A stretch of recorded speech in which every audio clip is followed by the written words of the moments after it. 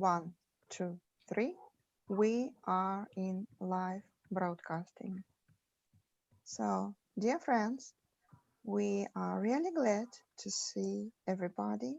And now we start the set of our MIL talk about media education and about MIL city approach. First of all, I would like to say that this set of MIL talks we do in memory and in honor of Irina Zhilavskaya, our friend who left us last month, COVID-19, unfortunately. We worked with Irina and she was our colleague, our friend, and we hope that this set of MIL talks will be interesting and uh, very useful in her memory and in her honor. And of course, I'm happy to introduce our speakers and our friends. So today, the host of MIL Talk and our webinar, it's me, Veronica. I'm from Moscow. I'm the leader of UNESCO MIL City Network Initiative, and I'm Associate Professor of Russian State University for Humanities. And with great pleasure and with happiness, I would like to introduce our speakers and our experts today. Irene Andriopoulou, UNESCO MIL Alliance Co-Secretary General, Head of Research, Studies and Education, ECOME. It seems to me that I was right. Gianna Capello, Associate Professor of Digital Sociology and Education, University of Palermo, President of MED, Italian Association for Media Education, and Vice President of International Association for Media Education. Chi Kim Cheung, Honorary Assistant Professor, Faculty of Education, University of Hong Kong, Chairman, Hong Kong Association of Media Education. Belinha De Abreu, Global Media Literacy Educator, President of the International Council for Media Literacy, and Felipe Chibas Ortiz, Regional Representative for Latin America and the Caribbean of UNESCO MIL Alliance.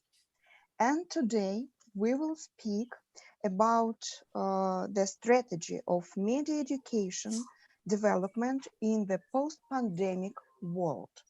Also, we will speak about the MIL city approach, and today we will speak about future, about opportunities, and practically about tomorrow. So let's try to be practically as Francis Fukuyama, and let's speak about the future opportunities. So first of all, I would like to start our talk. And during the first part of our webinar, I would like to suggest our experts and speakers to speak about the present situation with media education in post-pandemic COVID-19 time and what ways media education will develop beyond. So the first question which we will discuss now. What changes do you see in media education now and after pandemic COVID-19? How would the MIL-CT approach be profitable for media education? And now I would like to start our discussion from you, Irene. Please, be so kindly first. Thank you, Veronica. Thank you, Veronica and Felipe, for inviting me to this first meal talk. It is quite a strong sentimental moment we're having today, since a global meal advocate, Irina Zhilavskaya, is no longer with us. I had the chance to meet her in 2017 in Jamaica, Kingston, a global conference of UNESCO. Even though we could not talk straightforward, but through her interpreter, we had been able to share our vision on MIL and to inform me on the great work she had done as head of UNESCO Chair of Media and Information Literacy. So her work and kind and loving smile will be with us, inspiring to move on. So we talk about changes. And yesterday I was thinking about the article of Arundhati Roy on the pandemic is a portal that was published, it was featured in the Financial Times in March 2020. And this kept me thinking. Right now, it may seem as a portal to dystopia if we take into account the situation that is happening to India, for example. But if we reflect it on a deeper level, this pandemic can be a gateway between one world and the next. And thus, it can be a turning point in history through a transformative shift into thinking and action. So this realization can be perfectly explained through the educational prisma and media education, where it acts as a bridge between the old and the new world, as Arundhati Roy describes, emphasizing on the importance of establishing equitable learning environments for all, teaching, practicing, and monitoring media education skills in the classroom, school, in the families and communities, and enhancing all students' critical, analytical, social, emotional, and communication skills. So media education is clearly pursued within UNESCO as part of MIL. And as Co-Secretary General, I'm deeply honored and happy to be advocating for media education within MIL with a leading team of experts and in the International Steering Committee. So we try to highlight media and information literacy in the policy agenda, in the school agenda, and these are also the ingredients of the MIL cities. So if we ask rhetorically, what if policymakers joined their forces and enabled a powerful and influential meal policy on their respective territories? What if the media industry supported systematically the creative voice of youth into creating, developing media works, enhancing intercultural identity and diversity? And what if students knew how to determine the purpose of media messages and reflect into their functions? So then we would be living in real MIL cities. So do these MIL cities exist? Yes, to some extent, and no to another extent, depending on where your eye rolls on the global map. So inspired by the theme of UNESCO Mill Cities in 2018, there is an apparent need for a future-proof infrastructure for all kinds of mill actions in mill modern societies. And mill cities is a strong concept, and you're doing a great job in the field, Veronica and Felipe, since it recognizes mill as an umbrella holistic concept that expands cross-thematically to areas in knowledge, communication, and information. So this is proliferated today in the digital knowledge economies and during the pandemic, where media education and media information literacy became a trending topic that, apart from basic soft skills, was upgraded as a viable solution for e-learning, distance education, homeschooling, e-coaching, and home working.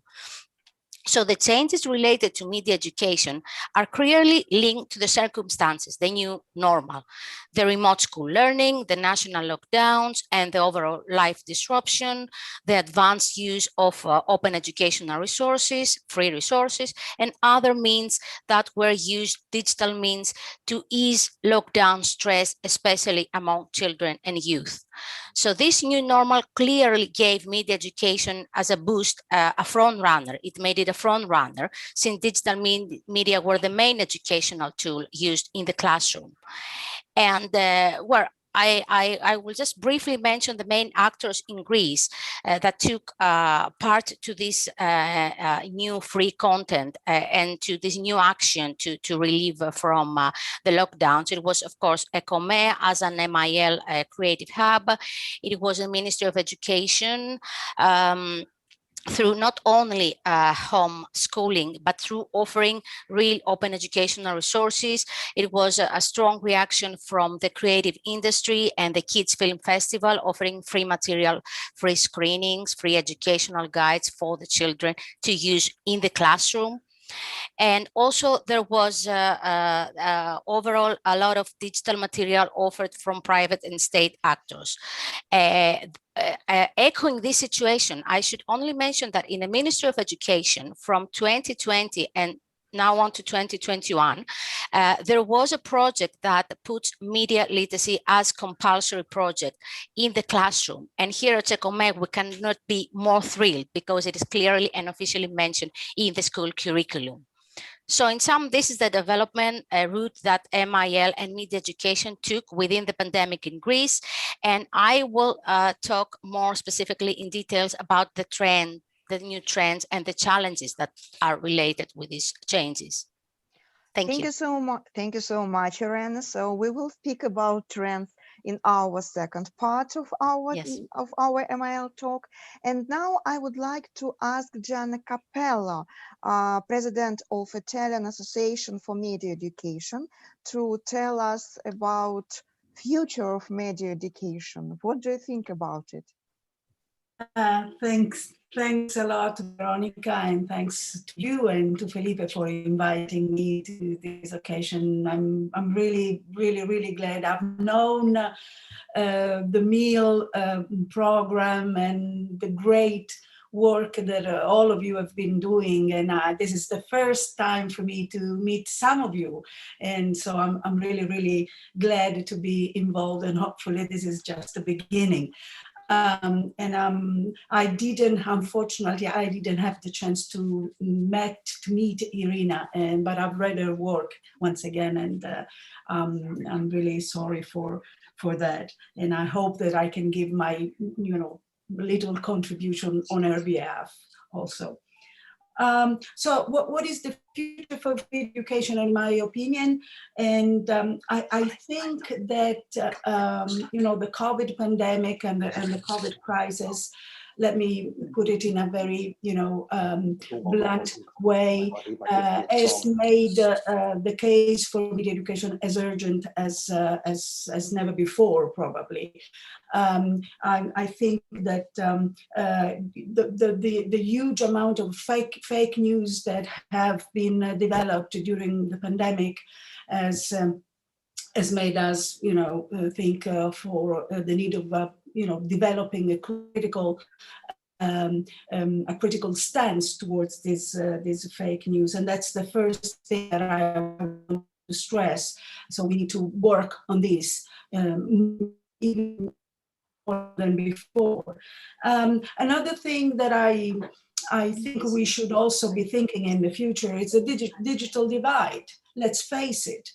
The pandemic has proved once again that the digital divide, both in terms of technical access to the machines, so to speak, and in terms of the competence, are still there, is still there. So that's another thing that we really need to tackle in the future. Then there is a third element that I'm currently working a lot on these, and maybe this is some suggestion that could be, it's already there in the Mill Cities approach. I've read all the possible, I've read all the material that you sent us, and this is something that maybe we also need to think of, which is the platformization of education and society.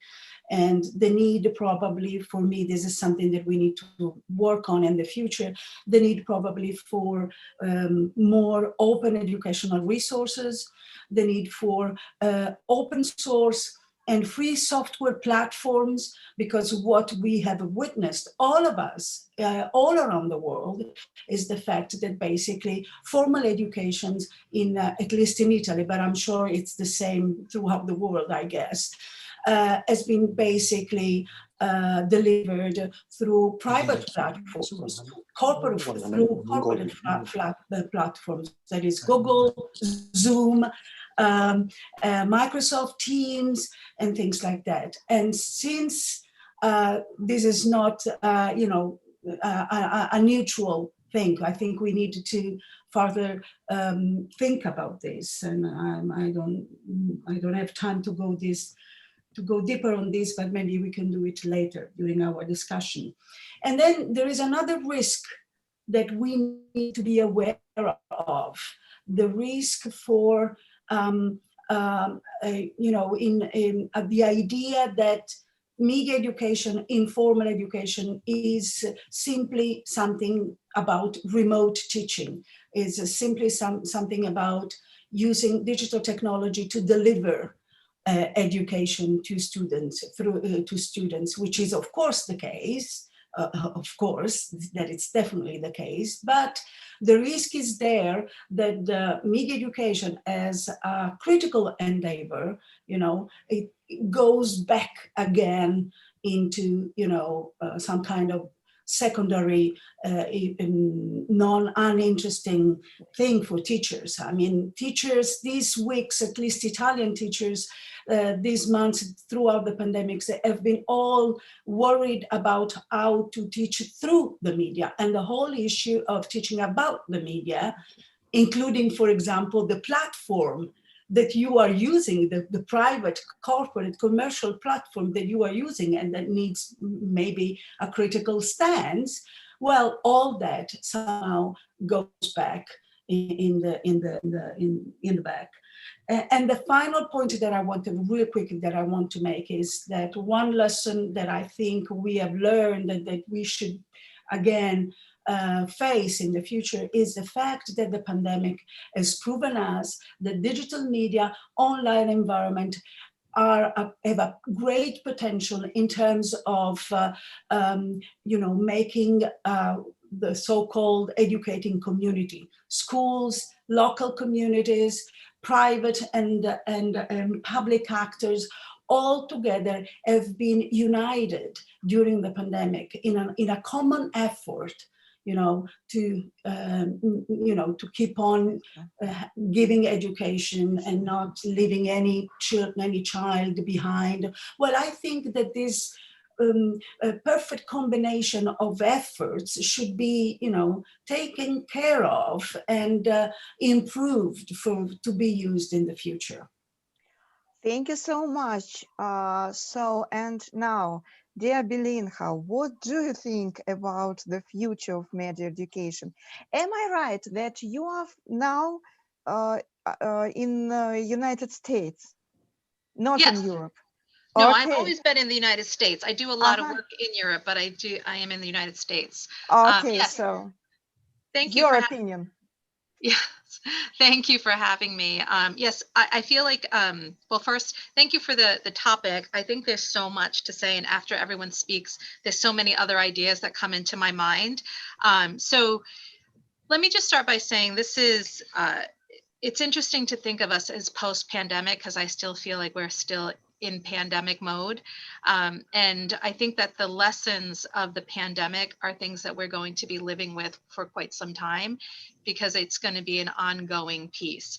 So one thing I think for sure that we see is that media education, the need for more of it was incredibly apparent. It's been evident in the way in which information has been misaligned, misrepresented. There's so many words for all the things that we've seen over the last several years. And certainly leading into the actual pandemic, we were in the United States already dealing with a lot of this misinformation, disinformation. And so from our perspective, we had the election, the pandemic, racial tensions, you name it, social justice issues. And then, this blow up into how do we deal with the world that we live in teaching, both in the K through 12 realm here in the US, as well as in higher education. And so when I think of the future, I think that without a doubt, we need to have more of this work done in health. I think the one of the problems that we have seen come from all of this is the unfortunate way in which information is transmitted from a number of these organizations, because they don't think of themselves as media representatives. So like WHO, certainly within the CDC, if I were talking about the United States, but this is a worldwide issue because information was changing so quickly and so rapidly. And this disconnect between who people are and how they receive information, how information is transmitted, how social media is used in piece of it. This is why media education is incredibly important. Media literacy, so important. I also think that we need that community involvement and this acknowledgement that the community is part of what makes up who we are and what we do. And when we forget about them, things start to fall apart. I think that the other part that's incredibly important is the awareness of digital privacy and digital data. Every time I hear the word free, there's a little piece of me that cringes inside because free is not free. We are giving away pieces of things every time we accept programs. And while I certainly am appreciative of every company that offered me free time online, whether it was through Zoom, Google Meets, Teams, you name it, at the end of the day, there's a cost factor. And it's either in the way in which we will take it up in the future, how we pay for it in the future, because somebody will want to get paid. It's also in the cost of what digital information we have allowed to be taken from ourselves, from our students, from those that we had no choice but to put online due to the circumstances that we were facing. So I appreciate that Gianna actually brought this up. This is incredibly important for us to be aware of. I also think it's important for us to know that there are multiple perspectives to education that we need to endeavor to think about. And that is that online doesn't work for everyone. And we need to be very cognizant of that. As someone who's been working in schools this past year, to see the disconnect from students who have chosen, they don't want their faces online. They don't want to have these interrelationships with their teachers in this format. That needs to be something that we are cognitively aware of as we think of the future and how we connect with people, because it's not all digital. We still need the human connection. I actually, in my notes, I wrote something about media mindfulness, and perhaps that's something to consider as well in this idea of cities of the future and what we're doing. There's so much more I want to say, but I'm going to end with this. The other part of it that I think we need to start addressing is artificial intelligence and artificial injustice, because we are not very good at addressing things as they're happening. And I say this in an educational realm. Lots of things get dropped to us in the sense of, here's a new technology, try it out, see what happens. And AI is one of those things where it'll come into schools in higher ed and we think it's exciting and it's amazing because we'll see robots doing things and all these things happening. But the back end of that, of how artificial intelligence plays into who we are, perhaps not recognizing who we are, not understanding who people are, and then taking on a bigger role in our communities can be incredibly problematic. So I'm going to stop there, but there's so much more to say, obviously. Thank you so much, Belinha. So now we go to Hong Kong, and I would like to ask our speaker and our wonderful expert from Hong Kong, Chi Kim Cheung, the chairman, Hong Kong Association of Media Education.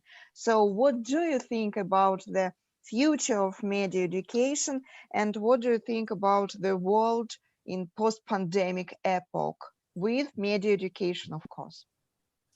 Well, thank you, Veronica, for inviting me to speak here. And I have heard like 3 very good speakers before me, like Irene, like Gianna and Belinha. Well, you have said everything that I want to say, so I don't need to say anything, right? No, but I just want to make it short and end like in time. Why? Because actually I'm a soccer fan. And tonight is the beginning of the Euro Club. Italy is playing.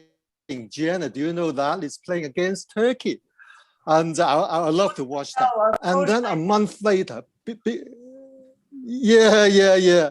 a month later, I will be watching, hopefully, Olympics in Tokyo. Now, when I think of Olympics, I like to see the 5 circles together. Okay, the 5 circles interlocking with one another and helping me to put my perspective into this 5. The 5 circles interlocking with one another. Of course, the first one is the MIL city, the one that we have been promoting so importantly, because when we have many cities join us to figure out that we will be part of the MIL to promote it and learn it and teach it, it will be wonderful. Because then we will have a sharing of resources, a sharing of knowledge, a sharing of strategies, technologies, and knowledge, which is very, very important to MIL. The second circle, of course, will be in this next normal. Okay, when we talk about the post-pandemic life, we see it as the next normal. And we always say, what are we going to do next? What are we going to do next? Well, so the next big thing is very, very important in the real perspective of MIL city. So this first circle is MIL city approach. The second one will be, of course, education and learning. We have information rich and information poor. Okay, and in Hong Kong, as well as other countries, a lot of schools have been closed down. So students, what do? They use Zoom, okay? But then if you have more than one kid at home, you need more than one computer. And sometimes when we have little kids around in a single home, they are computing for the computer as well as Wi-Fi. So this is very, very important for the facilities and technologies to be shared. And because of using Zoom and because of like that kind of interaction, and the teacher becomes a producer himself or herself, well, we have one good purpose of media education, that is media production. Now, every teacher becomes a very good media producer. Instead of writing like in the transparency or PowerPoint, they use a lot of Zoom and they produce a lot of things among themselves. Okay, so this first circle is very important, the learning and education. And because of the use of Zoom, then we go into the second circle. I think it's a kind of culture and social one. Okay, previous speakers like Belinha just mentioned the issue of privacy. Okay, this is very, very important. Okay, the issue of privacy, because I don't know, I've heard from the news that sometimes when the things is recorded and they will be hackers hacking into the Zoom and then get all the information. Okay, that's why we have improved technology to make sure the privacy, for example, so important that we will be careful about it. But still, we stay home a lot of time. Therefore, we will be fed in with a lot of fake news. Okay, the fake news, the AI, the algorithm, things like that are very, very important. And that leads naturally to the third circle. Okay, to the fourth circle. The first circle is MIL city. The second one is the education learning. The third one is the cultural and social one. The fake news one lead to the fourth one, which is politics. Okay, we cannot escape. Okay, the amount of fake news into politics and also into the discussion of pandemic, the discussion of the virus now, because people are still thinking, well, where's the origin? And people from different countries have different things to say. So to a certain extent, we have to know about it. And then because of respecting one another, so we try to give some name to the virus. Okay, now if it is COVID, but of course, now we have alpha and beta, right? I mean, that needs a lot of encoding and decoding. And of course, now because I'm from Hong Kong, in 2003, we suffered from SARS a lot. It cost us more than 300 lives. Therefore, in the very early beginning, okay, last year, when COVID-19 first started, even when WHO, the president, say that it's not a pandemic. I say, no, no, no, no, no. I told my friends that you have to be media literate enough to understand what is going on. So you need to check. And I warn them because Hong Kong people, we suffer from SARS. Okay, so I encourage them to wear a mask and encourage them to do this and do that. So to a certain extent, it's a kind of political issue as well. And the last issue, of course, is the health issue. Health comes in two things. Number one, because we are locked down, okay? So we sit down at home, we do a lot of Zoom, we work from home. Therefore, to a certain extent, without people looking at us, we try to teach and learn and study and eat a lot of snacks. And sometimes you drink, okay? Whatever that may be, it can be soft drinks, it can be beer. And then obesity issue. And of course, the second thing is more and more important. That is, well, whether we want to get vaccinated or not, whether you want to get jab. Because there are people saying that, well, sometimes maybe it's not safe. Now, in Hong Kong, to a certain extent, we suffer from it. Because to a certain extent, the kind of real issue has not been transparent enough. 3 weeks ago, actually, I have my own clubhouse. I talked about this issue, and I used the book by late Hans Rosling. His book, Factfulness, talk about the 10 potential gaps. And I use one gap to talk about our perception, okay, of like the reason why we don't get vaccinated is because there are one or two pieces of news saying that after doing that, well, you may suffer from a kind of some different types of diseases. And 2 or 3 people die, okay, with no direct correlation. But because of that, people are so afraid. So therefore, media literacy needs to know, okay, like whether this is real, and then we try to compare it, number one, with people taking vaccine in Hong Kong and in MIL City. We share the resources, we share the number. The amount of people taking it, is say in Italy, in USA, and see whether it is like a minor point. And because of my clubhouse, I got invited to speak again in YouTube, and it's now under production. So therefore, I just want to end my sharing for this part here by looking at it from 5 circles, okay? Getting into the Olympic one. Media MIL is the next very important Olympic one. MILCT approach, education and learning, culture and social, political, as well as health. Thank you very much. Thank you so much, CK. So it's wonderful. And now our speaker, practically the leader of MILCT approach, the main pusher of this approach, I would like to say, Felipe Chibas Ortiz, please, your speech, your 5 minutes. Right. Thank you so much, Veronica. I am a co-leader. You are co-leader too, of course. I am very glad to be here with my dear colleagues and with this audience. Thank you so much to all for your presence today.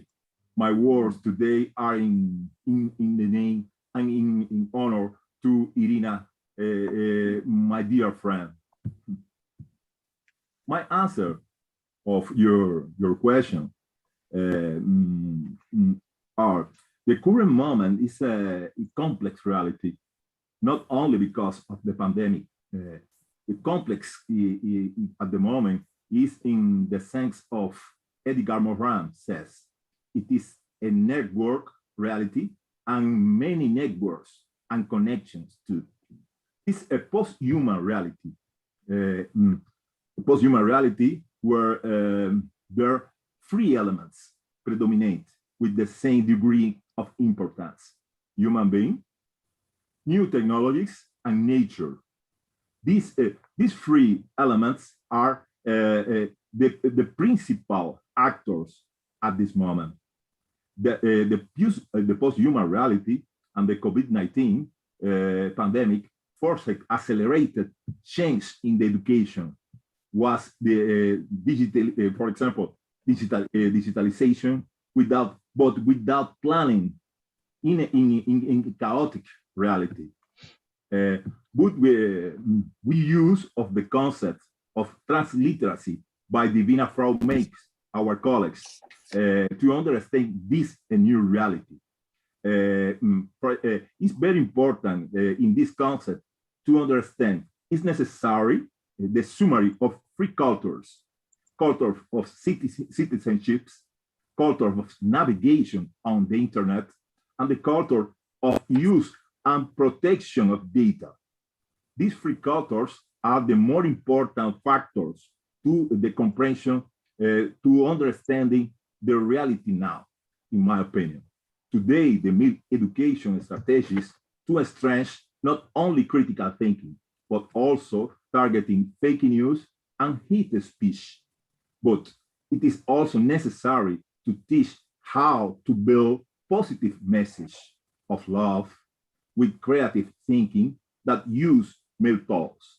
That the last point is very important, is because now we have very more negative emotions, and we need positive emotions. So that's my opinion about this moment.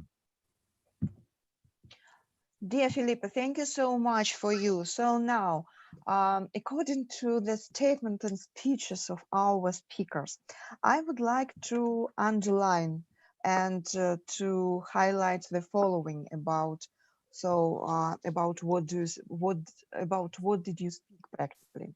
I would like to say that, of course, media education is absolutely complex approach because each of us told about different things, different approaches, different features, but everybody of us told about media education. Uh, we told and we discussed now the fake news, the digital divides. Also, it's absolutely outstanding phrase of Gianna when she told that we teach through the media, not about media. It's absolutely wonderful metaphoric form, it seems to me. Also, absolutely, I would like to say that it's very important that Irene, for example, highlighted the voice of youth and practically the holistic concept, and also she told about the opportunities of educators, and all of you told about new roles of educators in secondary education, in higher education, also in corporate education, because yes, it's my professional interests in corporate education. And I would like to say that the trainees in corporate education also must be the front runner practically for this media education and for promotion media as technology and as education technology in different parts of the higher education, corporate education, so on and so forth. I think that it was absolutely outstanding metaphoric idea which CK Cheung told us about the Olympic rings. It's absolutely holistic and complex approach and understanding of media education. And of course, the words of Belinha about next normal and about the opportunities and digital privacy. It's absolutely serious and very important thing, it seems to me. And also, I think that everybody of you talked about the health and the health and opportunities to live practically new reality and new normality practically, it seems to me. And of course, we understand that every educator must be now media producer, It's absolutely new role and absolutely new opportunities and possibilities. So in these ways, we, again, I would like to underline that everybody of us and everybody told about different sides of media education as about absolutely holistic and complex approach. So now let's think and let's speak and let's discuss not the far future of media education, but let's speak about the near future and let's speak about the focuses, directions, and practically, as Irina told, the trends of development of media education, trends and ways and maybe the main focuses of media education. And of course, in this case, I would like to ask you to say some words or a few words about the MIL-CT approach as advantages for media education. Maybe you see such advantages. Maybe you don't see the advantages of this approach. Why not? I don't know. So now let's start, and I suggest you to start from Belina, and then we go step by step again with our speaker. So please, your 3 minutes, please. So I guess I'll The start with the second, end piece. the second part. So it's the second part of our webinar, and we speak about the main focuses of development of media education, and also maybe about advantages of MIL-CT approach to the near future of media education. So I think, it's interesting because when I read about the Mill City piece, I think of it as a very futuristic society. And on paper, I think it sounds amazing. In reality, I think that our near future has to do with infrastructure. I don't know how we move forward without building infrastructure. And this is something I know it was highlighted in the previous conversation, but I will, in the United States, people assume a lot of things about, how much access we have, how much we are able to connect and interconnect. And the reality is that the pandemic highlighted the exact opposite. Even in the most affluent communities, digital access was problematic. Infrastructure is problematic. The way technology for cell phones and mobile technology is problematic. And I think this is ultimately a bit of a worldwide issue in terms of how we are planning to interconnect with each other. And so while I love the idea of this city that builds agency, that builds all of these pieces, the social and cultural possibilities, all of that, it can only happen if we're all equal. And I don't even mean to say the word equal, but at least able to access equally in that way, because otherwise there will always be someone at a disadvantage and someone at an advantage.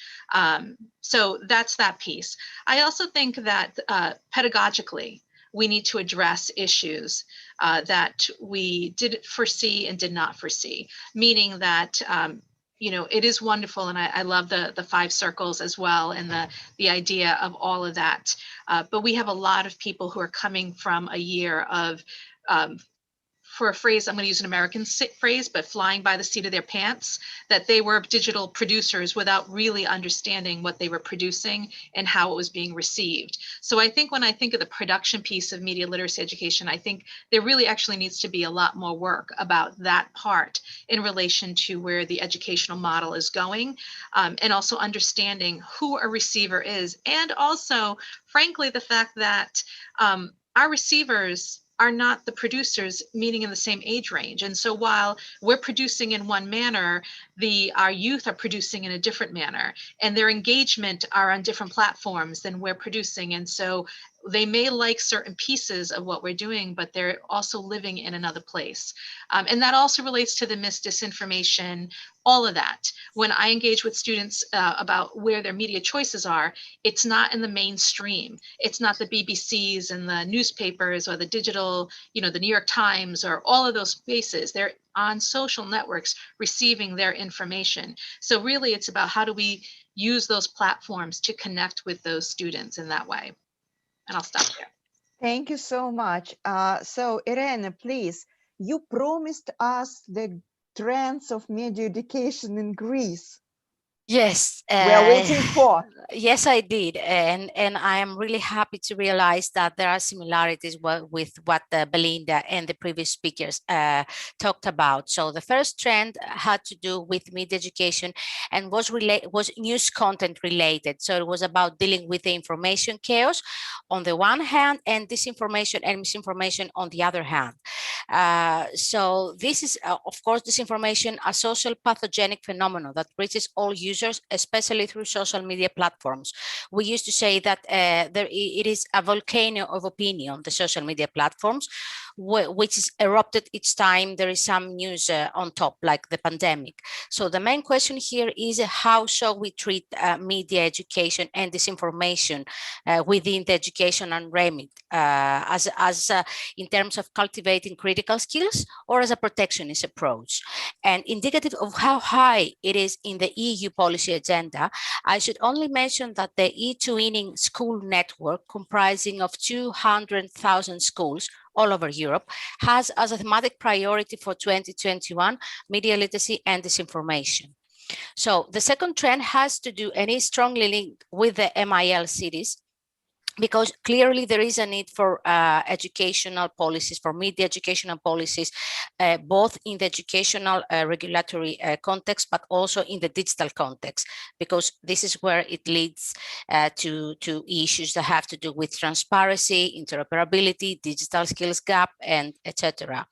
So in terms of linking media education to the MIL cities, there is a need for active monitoring mechanism, definitional indicators of MIL, practical indicators, strong regulatory approach, as I mentioned. And the third focus, the third trend, has to do with the educational system that clearly gave media education a momentum. Because while the constant is the learning, this did not change, at least in the Western societies. What did change was the variable, the location, the time, the place, the platform per se. So this was challenging and beneficial at the same time, and it led to a new teaching model, this blended learning model in school, and more specifically to the flip classroom model that turned students from passive listener to active users of information. This is the main idea behind MIL from scratch anyway. And another flip classroom, of course, is not about teaching through a video. Flip classroom model is where children have more students have more freedom to look for themselves, to find own media resources, to critically access it, and then discuss it with the teacher. And the teacher becomes the mentor, the facilitator, the guide in all this new hybrid teaching model. And the other trend has to do with the shift. The focus was on digital content production, management, and development. As you said, children now are prosumers. They are producers and consumers at the same time of media content. So they should take into account things that have to do with the ethical use, the copyright, reuse of audiovisual and digital material. This is clearly described within the MIL Clicks Pact through UNESCO, and it should also deal with things that have to do with internet neutrality, the echo chambers, the role of artificial intelligence and the algorithm in the social media platforms, and how it is it is linked to freedom of expression and freedom of information.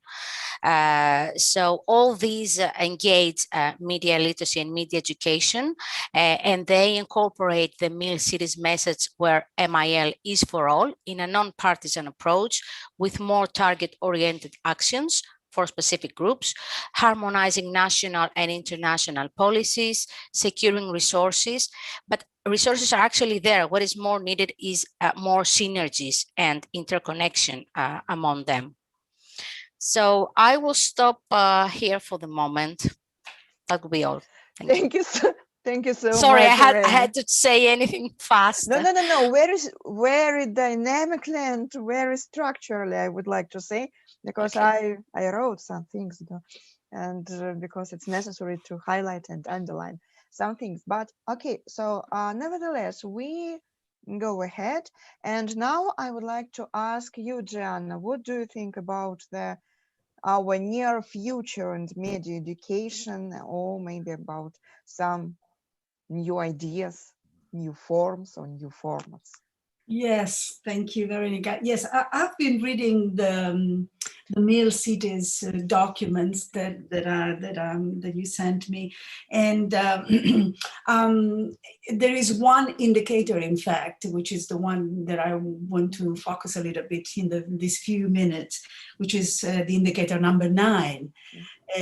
Which is the one about the role, the important role that artificial intelligence, virtual reality, augmented reality could have in terms of, as a potential for culture, for health, for civic participations, for education and things like that. And that is indeed the positive aspect. But as Belinha said, the problem is infrastructure. We do not have, we cannot take for granted that infrastructure are there for everybody to take advantage of. And if they are there, let me go back once again to what I said earlier. That is the fact that these infrastructure are increasingly, they were not like that in the past, okay? But they are increasingly being privatized. And if we want to think of artificial intelligence and the kind of mill cities developed also through artificial intelligence as a common good, and it is a common good, then we need to ask questions and develop a media education critical competence here on thinking about another way of having artificial intelligence, of having platforms because it is possible, as a public common good. And let me close this very short intervention that I'm doing here with one quotation from this document, a brand new document from UNESCO's Commission on the Future of Education, which was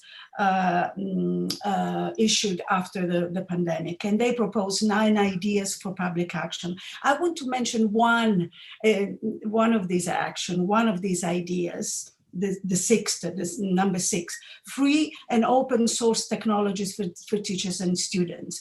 The Commission, this is what they say, the Commission calls for global collaboration among government, philanthropy, and non-profit organizations to develop and distribute open educational resources and open platform, recognizing that much of what is currently provided by private companies should become a public undertaking, while we're advancing the interest and capabilities of learning is the sole purpose. However, the two very distinct situations are often confused. It is one thing to employ digital tools in teachers' pedagogical work with students, and in digital society, it is unthinkable to exclude from school the possibility of access to digital media, okay? But it is a very different thing to design teaching and learning out of ready-made materials and content, as this reduces and distort the work of teachers and students. Public education cannot be defined and controlled by content and methods built outside of the pedagogical space and outside of the human relationships between teachers and students. The forced scramble for materials and platforms that we have seen during the pandemic poses a great risk to the teaching profession and its autonomy, and could have serious consequences for the future of education. We must ensure, and I close with this, that any digital transition, and I'm thinking here about Mill City's role, we must ensure that any digital transition is not just an effort pushed by technology companies, but the teachers, students, governments, civil society representatives, and privacy advocates are also represented and shape these transformations. And I think here, so we really need to think of, all the best we can about artificial intelligence and the algorithms that are behind it, as a positive way. And yet, at the same time, we should also think about not only privacy issues that Belinda correctly pointed out, but also the fact that algorithm, big data, and platform, private-owned platform are in fact, or may in fact, reconfigure the very definition of education as a public good, as a common good, which is something that we really need to think of. And if there is something that I really would push for, it's already there in the Mill City. It's indicator number 9, I think. Well, let's move it more and more into this direction. Thank you. Thank you so much. I know we're not supposed to cheer, but I want to say here, here.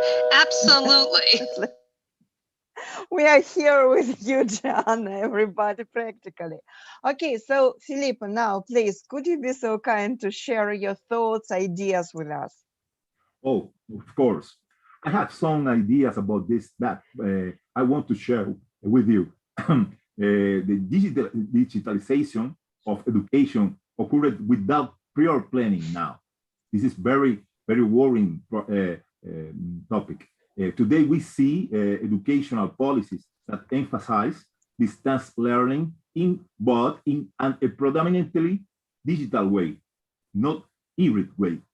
Today, the stage of the education, it is that on an accelerated change in the face of the situation created by COVID-19. Mean education policies to strengthen not only critical thinking, combat fake news, etc., but also how to build positive message, with creative thinking. This, for me, is the very important thing, the very important point to build Mill cities. I agree with Gianna Capello about the necessity of the presence of the artificial intelligence in Mill educative policies, but it's necessary to the unique vision, the integration, the vision of many stakeholders and many visions in the unique vision, because the integration of different factors is the contribute to good results, in my opinion. The integration is a very important factor in the new vision of Mill cities. I suggest including, for example, disciplines and contents regarding how to take care of mental health using the Mill tools. I suggest too, including disciplines and content regarding how to create positive emotions, such as happiness, and how to combat anxiety, stress, violence, and hatred using the Mill tools. I suggest too, including disciplines and content related to spirituality and respecting religious diversity using the Mill tools.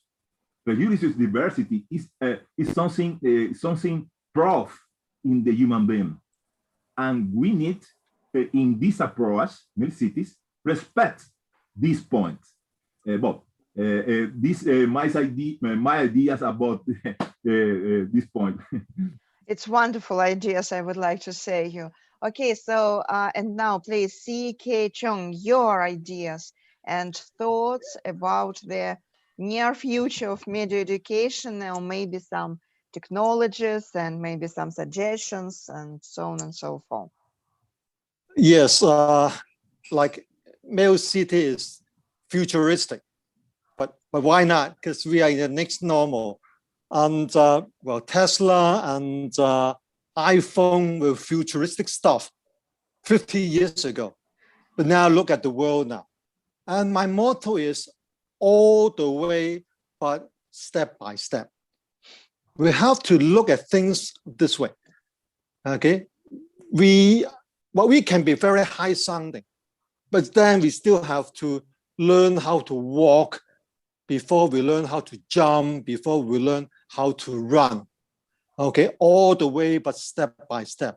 The other question raised by other speakers already, well, are cities equal in terms of MIL, even if they do join? Or I don't think we should look at it this way, because, like, to be honest, we look at from the economic point of view, we have developed countries and we have developing countries. Okay, we have different levels. So therefore, it's important for them to join. And then let's figure out, number one, when we talk about all the way, but step by step, give me the small steps, okay, and the big steps, and the steps that goes ahead, like the most important utopia about the MIL city. What do we want to achieve, like 5 years down the road, 10 years down the road, and what should we target on? Now, because when we talk about policies, we talk about resources, to a certain extent, every country is different. But I think there's one common ground to every country. That is, everybody has the right to education. So therefore, media education is so important for what we have been saying for the last hour, especially in this post-pandemic world. Okay, fake news, learning, politics, health, and everybody has the right to education, to be informed. Therefore, media education is important. And let's continue to work in this area. Like, for example, I was involved in the writing of the UNESCO curriculum 10 years ago. And now, okay, which should be published soon. This is a good start, because then we have a base for people to look at things and see how it can be adopted. The second thing is, well, again, in order to capture this, we need to have some measurement, assessment, and key performance indicator. Well, we have a few very important international measurements, like PISA, talking about the problem-solving one, TIMSS, talking about the mathematics one. And I personally involved 10 years ago in the civic education. Okay, well, for the civic education one, for those who are interested, around 50, 60 countries, we went for a retreat. We learned how to use the stuff and develop questions. So we test how media literate we are. Okay, and the other thing that I think is very important, we see how we can connect not only with people working in media literacy. For example, one of my colleagues, okay, she's a professor in Hong Kong U, working on digital citizenship, which I believe is very important. We talk about citizenship education, we talk about civic education, and media education can blend in very naturally. And also, while people talk a lot on critical thinking, which I believe is very important, but now in this kind of technology, where young people, I love youth voice, because participation and ownership makes co-construction, a construction among adults, us, and youths. Because we can't say, well, because you are media illiterate, therefore I want to build something for you. No, we need to hear the voice. We need the participation. We need the ownership, so we can co-construct things together. And because of technology, they have their own IG and they have TikTok on this and that. And maybe tomorrow they can think of something, okay, from the very, very young people. Therefore, creative thinking, okay, as a part of media production is very, very important. So I think, okay, the world ahead of us is becoming very, very large. I mean, we talk about the MIL city, it can be many different kind of city, okay, which is specialized in one thing or another. But then we have to, before we go to talk to the government to have the policies, because the top-down approach is, it deals with a lot of energy. But since everybody needs education, okay, and this is the strength in UNESCO, and we have done so much like that, okay, and I think everybody here is passionate about it. So this could be, I believe, the natural way to go. Thank you for the time. Thank you so much. Okay, so now briefing our discussion, I would like to say that you showed and shared with us with very interesting ideas and thoughts and suggestions, of course. Also, I would like to highlight that UNESCO made the new curriculum for MIL citizens, and this new curriculum is absolutely useful and potential for developing of MIL and also media education. And of course, also, I would like to say that practically everybody of you told about the CK, please. Yes. Okay. Sorry. Okay, please No, mute. no, please, because we have the parallel talk with you, Yeah. so it's necessary maybe to switch off the mic. Okay, so I would like to say, and I would like to highlight one thing. Practically all of you in different ways told about the infrastructure from one side and about the mechanism and artificial intelligence and so on and so forth. I would like to say that these algorithms are practically in our life because we have TikTok.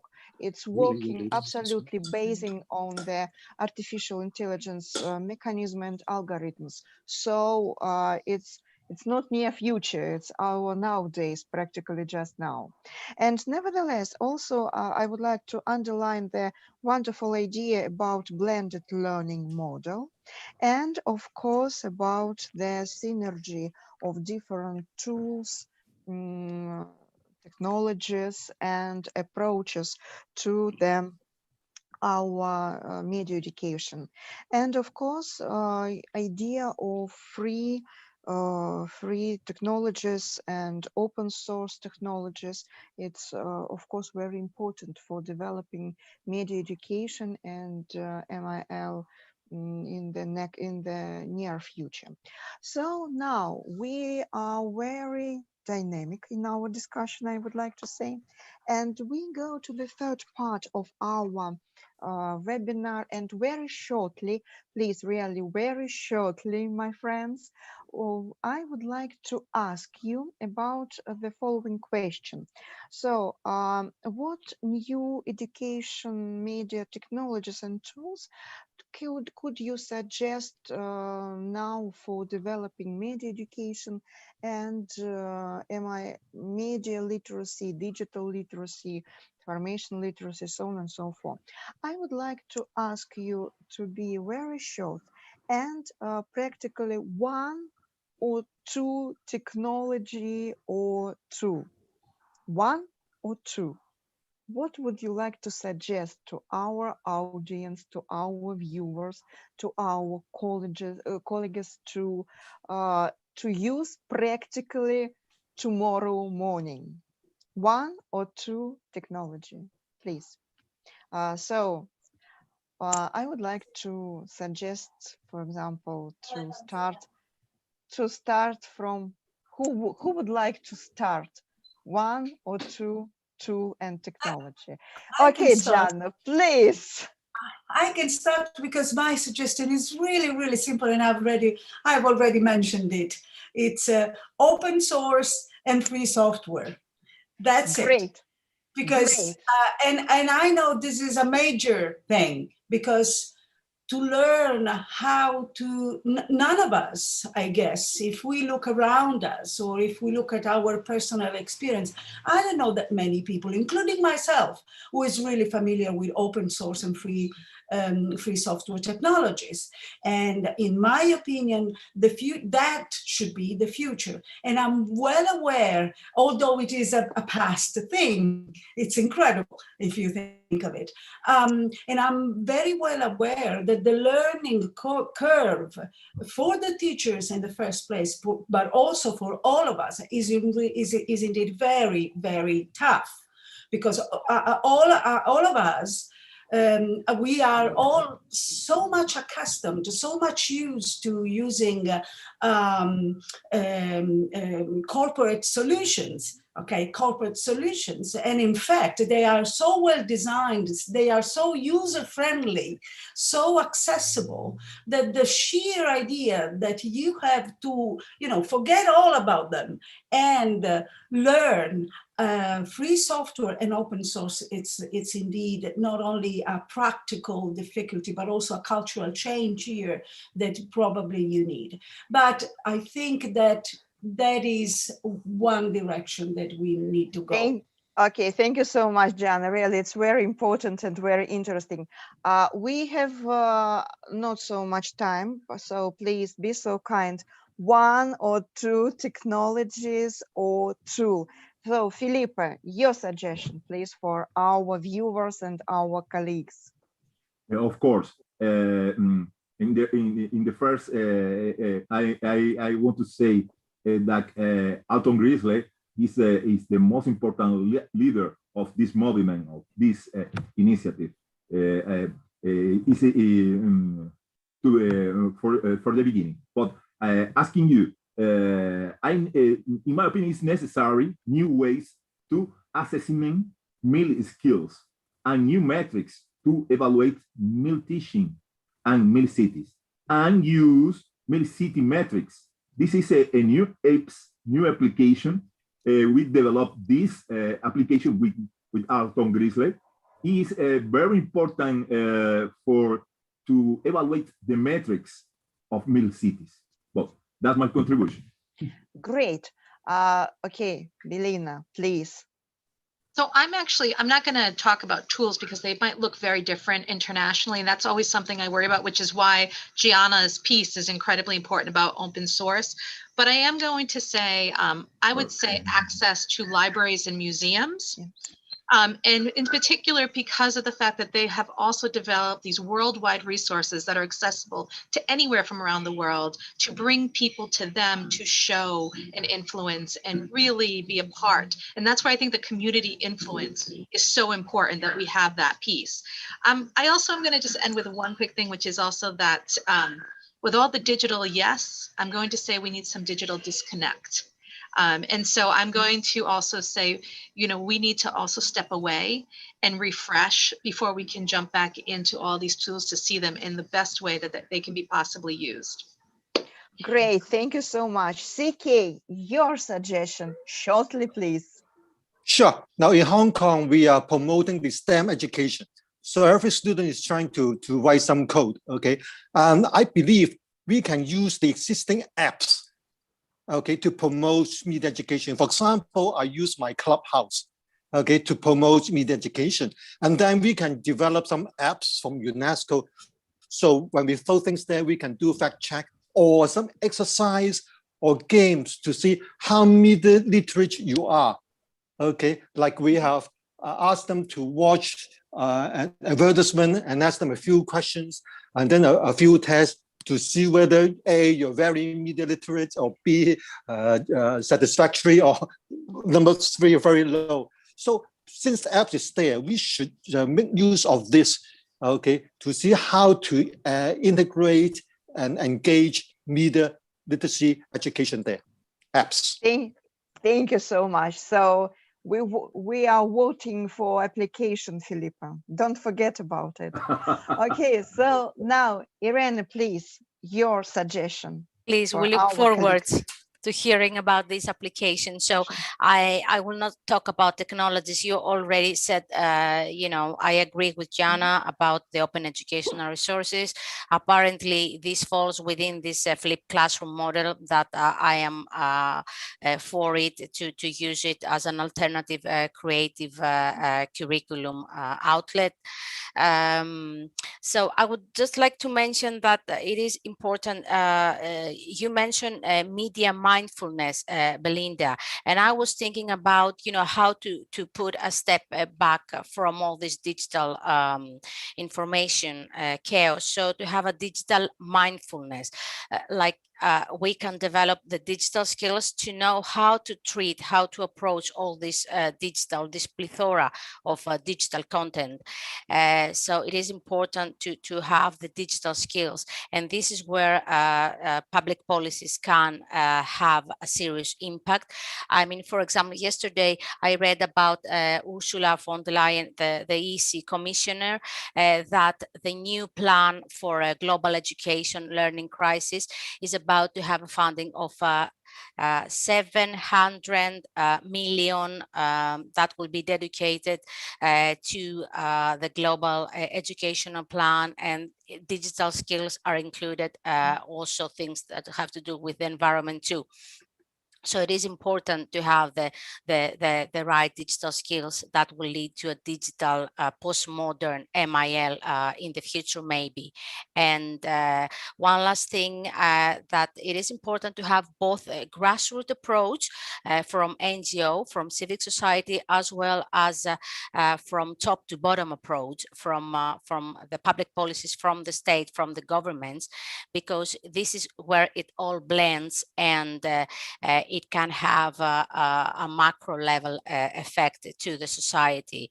So I think what is needed for the future is a combination of both approaches for a chain gain effect for citizens. Thank you so much. It's absolutely wonderful and outstanding and amazing idea, I would like to say. So, unfortunately, we are very close to the end of our webinar. I would like to say that we have no questions from our viewers, but we have many compliments and complimentary things about our event. And of course, you will see it in Facebook page and also in the YouTube channel. So in the conclusion and going to the end of our webinar, I would like to say that we practically open the new way of discussions about next future and far future of media education and media literacy and digital literacy. I would like to say, of course, many thanks for your contribution to today's webinar, and of course, your great, outstanding, and wonderful contribution to the developing of media education and media literacy in a whole, and on all this process. Also, I would like to say that there is the first webinar of the set, and together with Felipe, we thought about the set of two webinars. And today it was the first webinar, and next Friday there will be the next webinar in which we will discuss MIL cities and indicators and metrics. Am I right, Felipe? I tried, yes. I tried to don't to forget about it. So we will discuss the metrics and measurement in media in MIL city approach, more detailed, of course. So in this case, I would like to say again, many thanks for my colleagues and friends, and for our view and for our audience.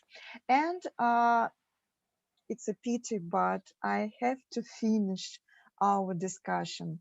I would like to say that so many ideas, so interesting thoughts, so interesting approaches and tools and technologies I would like to thank you for your great ideas, for your contribution, and of course, for your time and opportunities for discussion.